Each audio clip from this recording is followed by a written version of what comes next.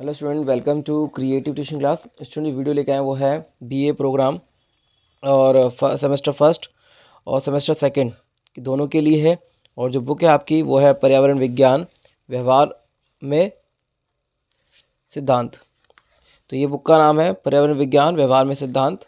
और इसका जो चैप्टर जो 4 है, इसको इन्वायरमेंटल साइंस भी बोलते हैं इंग्लिश में। इकाई 4 जो है परितंत्र और प्रकार और सेवाएं।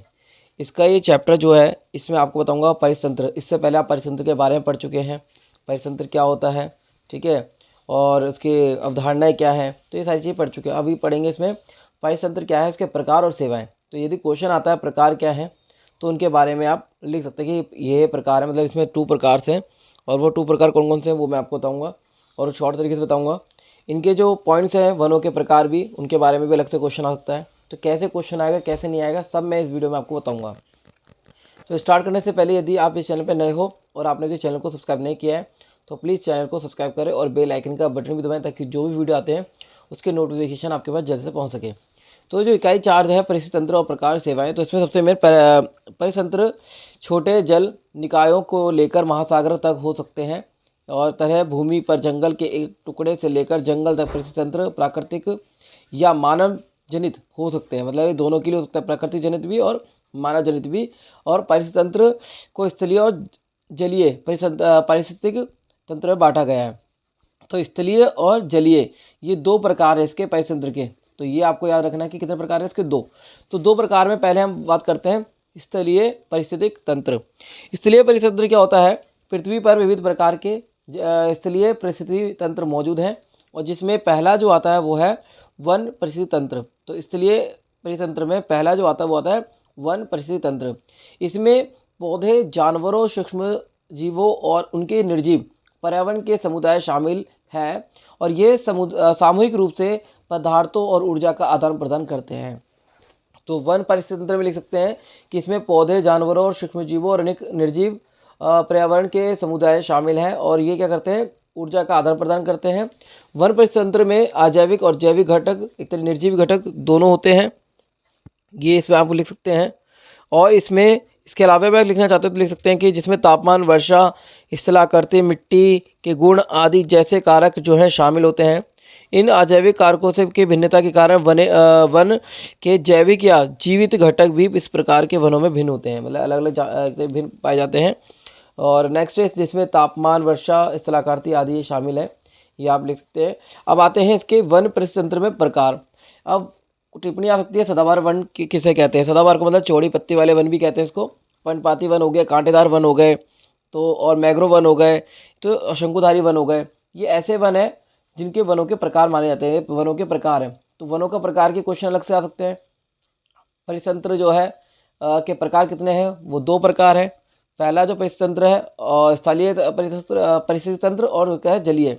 तो ये 2 तरीके से मैं आपको बता रहा हूँ। पहला मैंने आपको बताया स्थलीय परिस्थितिक तंत्र, इसमें मैंने आपको बताया कि वन परिस्थिति तंत्र आता है और वन परिस्थिति तंत्र में वनों के प्रकार आते हैं, सदाबहार वन, पर्णपाती वन, कांटेदार वन और मैग्रोव वन। ये बहुत इंपॉर्टेंट है जो एग्जाम में आते हैं। इससे पहले जो है वनों के प्रकार में वो आता है शंकुधारी वन। तो शंकुधारी वन होते क्या है, उच्च ऊंचाई वाले, आप नोट जो मैं बता रहा हूँ आप उसको नोट भी कर सकते हैं।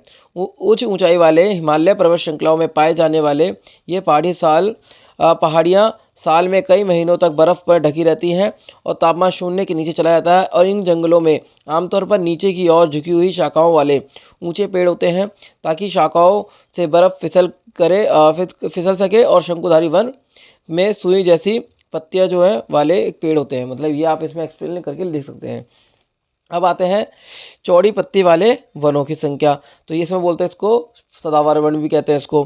तो वनों की एक श्रेणी है जिन्हें सदाबहार वन या पर्णपाती वनों, कांटेदार वनों और मैग्रोव वन में वर्गीकृत किया जाता है।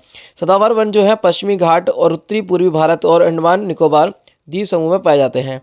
इन क्षेत्रों में लंबी मानसून अवधि के दौरान उच्च मात्रा में वर्षा होती है और दक्षिण भारत में सदाबहार जंगलों में 2 बार मानसून वर्षा प्राप्त होते हैं। तो ये इसमें आप एक तरीके से सदाबहार या कहें चौड़ी पत्ती वाले वन के अंदर लिख सकते हैं। अब आते हैं पर्णपाती वन। पर्णपाती वन में क्या लिख सकते हैं कि वन वैसे क्षेत्रों में पाए जाते हैं जहां मानसून के समय मध्य वर्षा होती है और अतिरिक्त उच्च भूमि वाले क्षेत्र में डेक्कन, प्रायद्वीपीय और पर्णपाती वन पाए जाते हैं। एक विशिष्ट मौसम में इन वनों के वृक्ष अपने पत्ते गिरा देते हैं। तो सदाबहार वन में क्या फ़र्क है कि ये पत्ते अपनी कभी भी किसी भी ऋतु में नहीं गिराते, और पर्णपाती वन क्या होता है जो अपनी पत्ते किसी भी ऋतु में गिरा देते हैं। अब इसके बाद कांटेदार वन, जो आपको पता है जिसमें एक तरीके से कांटे होते हैं, और कांटे वाले वन को मैंग्रोव वन भी कहा जाता है। तो ये आपको याद रखना है। तो इसमें क्या है, मैंग्रोव वन जो है में कांटेदार की जगह मैंग्रोव वन भी लिख सकते हैं सॉल्यूशन निकालने के लिए। तो मैंग्रोव वन में उष्णकटिबंधीय और उष्णकटिबंधीय क्षेत्रों में तटीय और अंतर ज्वारीय क्षेत्रों में पाए जाने वाले पेड़ पौधे झाड़ियाँ शामिल हैं।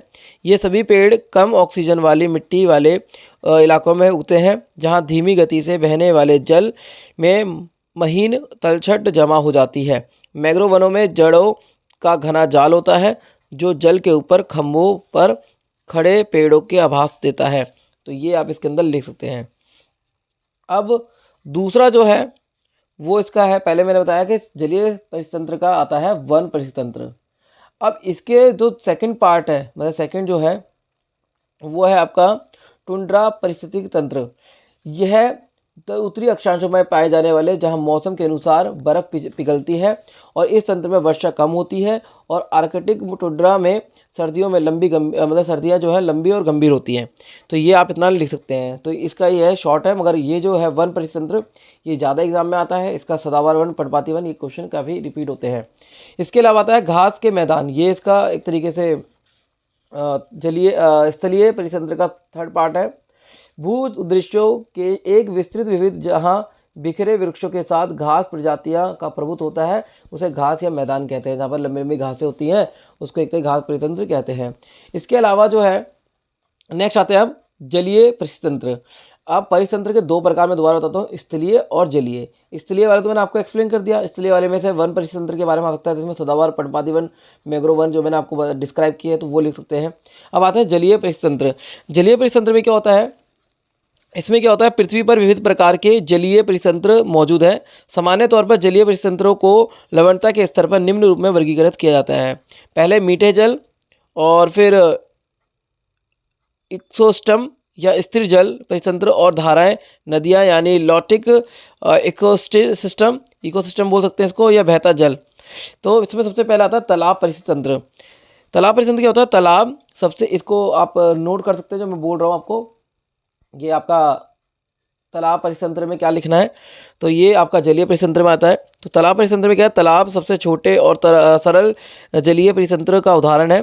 कई तालाब परितंत्र मानसून समाप्त होने के बाद सूखे हो जाते हैं, और अगर मानसून के आने तक उस पर जलीय पौधे उग जाते हैं, जैसे कि मानसून आता है। तो ये आपको लिख सकते हैं, शैवाल हो गया, कीड़े, घोंगे, कीड़े जैसे जीव तालाब के तल से बाहर निकलते हैं, और जहाँ उन्हें शुष्क और अवस्था बिताई थी। तो ये आप इसमें एक्सप्लेन कर सकते हैं। अब आता है झील परितंत्र में क्या लिख सकते हैं, दूसरी ओर झीलें बड़े स्थायी और तालाबों की तरह काम करती हैं, क्योंकि झीलों में वर्ष भर जल रहता है। जैसे शैवाल, सूक्ष्मजीव जैसे जीव शाकाहारी और मांसाहारी मछलियों दोनों झीलों में कई खाद्य श्रृंखला बनाती हैं। ये भी आप इसके अंदर लिखते हैं। अब आता है धाराएं और नदियाँ। धाराएं और नदियाँ लॉटिक परितंत्र का उदाहरण है, जिसका अर्थ है बहता हुआ जल। परितंत्र एक नदी की तुलना में स्ट्रीम आकार में काफ़ी छोटी होती हैं। लैटिक परितंत्र की तुलना में लॉटिक परितंत्र में बड़े क्षेत्रों में के साथ पोषक तत्वों और ऊर्जा का आदान प्रदान होता है। इसको धाराएं और नदियाँ कहते हैं। तो ये जो पॉइंट है 3, आप इसको एक्सप्लेन कर सकते हैं। मैंने बता दिया आपको कि ताकि एग्जाम में किस तरीके के क्वेश्चन आएंगे।